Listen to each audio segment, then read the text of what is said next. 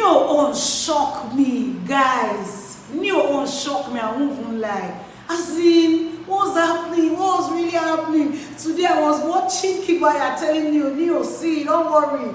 You are a material for the celebrity world. People will love you. The way you dress, your height, you're tall, dark, you're cute. So don't worry about this whole eviction thing. Don't be bothered. In fact, don't pack your load.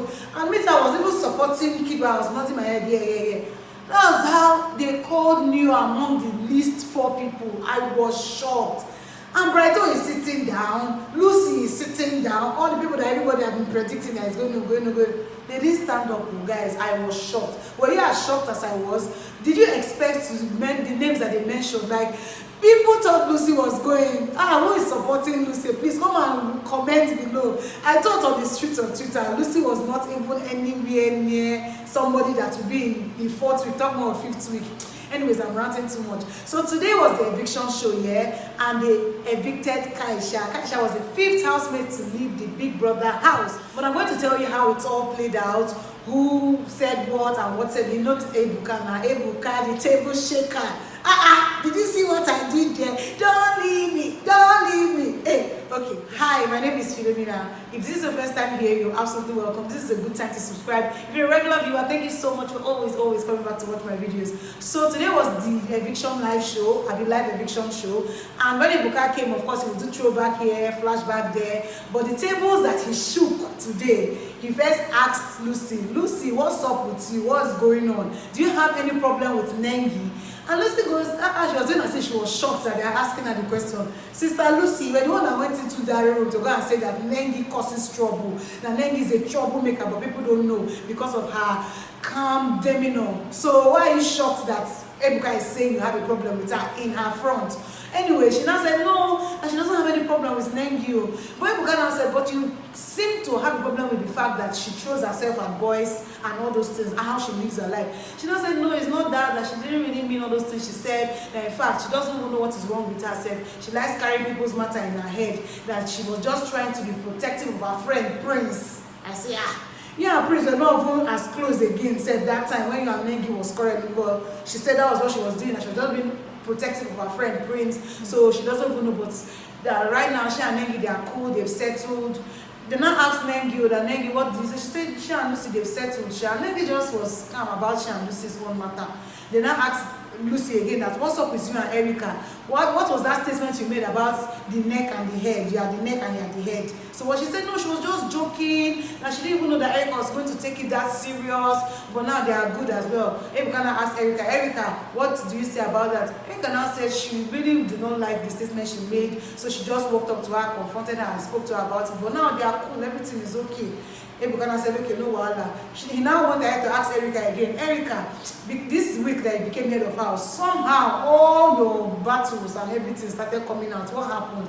She now said it has really nothing to do with her being the head of house. The only person who she has had problems with because of her head of house position is Brighto. And it's because of when they were trying to rehearse for their wedger, Brighto went to use the restroom and she wasn't happy about it, especially because Brighto is her friend. So that's the only person she has had problems with. Every other issue she had with anybody had nothing to do with her being the HOH. He now said, okay, no problem. He now went ahead to ask Kaisha, what's up with she and Nengi? What actually caused the fight? Because we really do not know what it is. You remember now that I said that we had only heard Kaisha's own part of the story. We didn't hear what Nengi did or everything. So Kaisha now finally explained that what had happened was that she went to check the water that was boiling, and when she checked it, Nengi just came. And according to Nengi, she hissed when Nengi asked her the question. So Nengi was upset with her. That was why Nengi said she was stupid.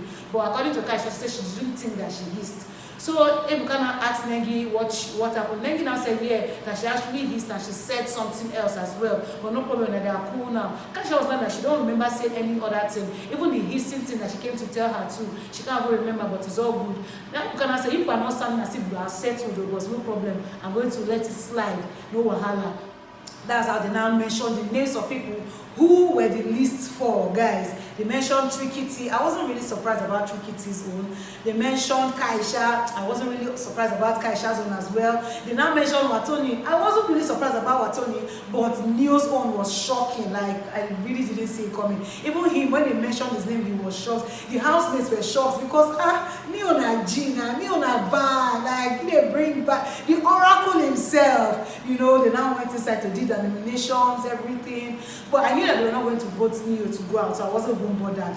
This time around, unlike the other weeks, they've been nominating 2 people, or 2 people have been evicted, but this time they evicted only 1 person, and that 1 person was Kaisha. So Kaisha came out and I started asking her question, Auntie, what's up with you and Neo? That's like Kaisha laughs, blush, and say, why is this so blushing? What is all this? How are you blushing? What's wrong with you?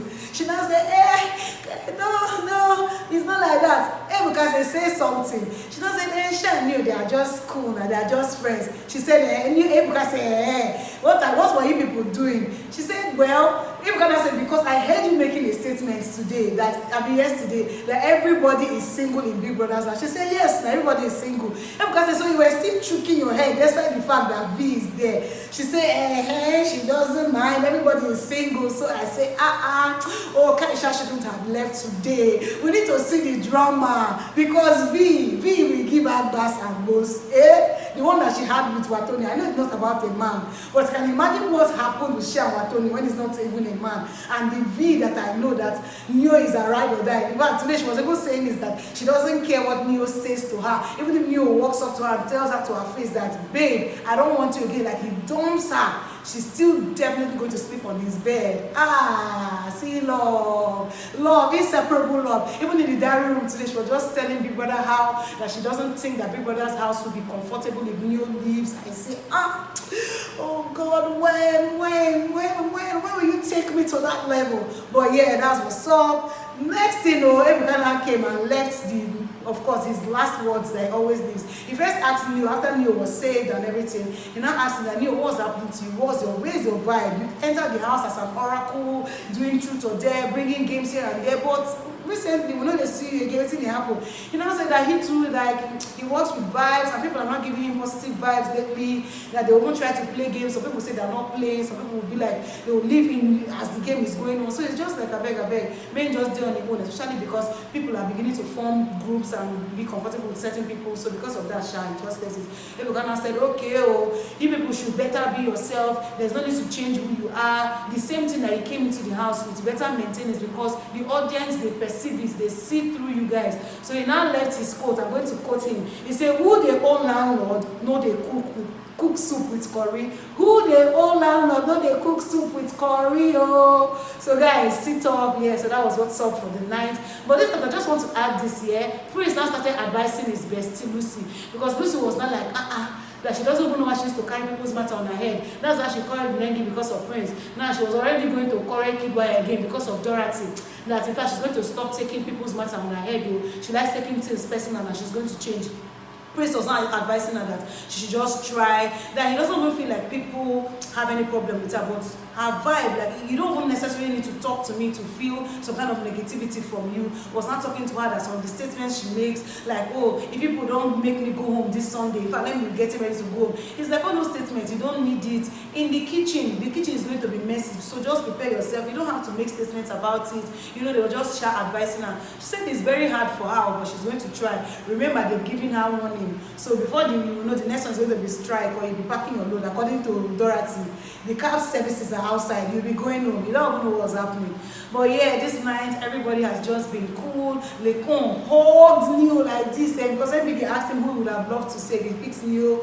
And when they nominated Neo, Lecon was so afraid. But when Neo was saved, Lecon hugged him, dived him, climbed on his back. It was so emotional. Neo now started talking to him. They hugged. They even refused to. Also, hugged him. They hugged for close to like 2 minutes. They didn't leave each other. I said, what's going on here? 2 brothers, should they begin to read meaning?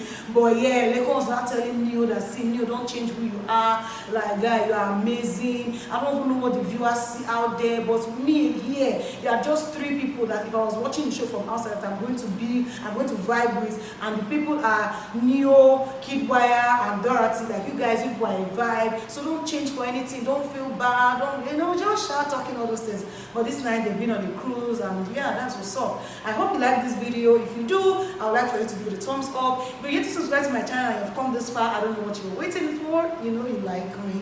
Hit the subscribe button, and I'm going to see you on my next one. Bye.